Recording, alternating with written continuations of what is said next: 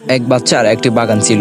বাগানটি ছিল অনেক বড়। তো বাচ্চা তার এক গোলামকে ডাকলেন, তার হাতে একটি জুড়ি দিয়ে বললেন, আমার এ বাগানে যাও এবং জুড়ি বোঝাই করে নানা রকম ফলমূল নিয়ে আসো। তুমি যদি জুড়ি ভরে ফল আনতে পারো তাহলে আমি তোমাকে পুরস্কৃত করব।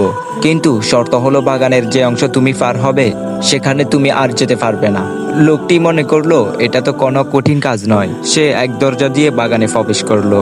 দেখলো গাছে গাছে নানা জাতের ফল ফেঁকে আছে, কিন্তু এই ফলগুলো তার পছন্দ হলো না। এবার সে বাগানের সামনের অংশে গেল। এখানকার ফলগুলো তার কিছুটা পছন্দ হলো, কিন্তু সে ভাবলো আচ্ছা থাক, সামনের অংশ গিয়ে দেখি, সেখানে হয়তো আরো উন্নত ফল পাবো। তো সেখান থেকে ফল নিয়ে জুড়ি ভরবো। সামনের অংশে এসে তার মনে হলো এখান থেকে কিছু ফল চিড়ে নিই, কিন্তু পরক্ষণে ভাবতে লাগলো যে সবচেয়ে ভালো ফলই জুড়িতে নিবে। তাই সে সামনে এগিয়ে বাগানের সর্বশেষ অংশে প্রবেশ করলো। সে এখানে এসে দেখলো ফলের কোনো চিহ্নই নেই। অতএব সে আফসোস করতে লাগলো আর বলতে লাগলো, হায়, আমি যদি বাগানে ঢুকেই ফল সংগ্রহ করতাম তাহলে আমার জুড়ি এমন খালি থাকতো না। আল্লাহ তাআলা বান্দাকে বলেন, আজকে থেকেই ফল ছেঁড়া আরম্ভ করো। কিন্তু বান্দা আগামী দিন করতে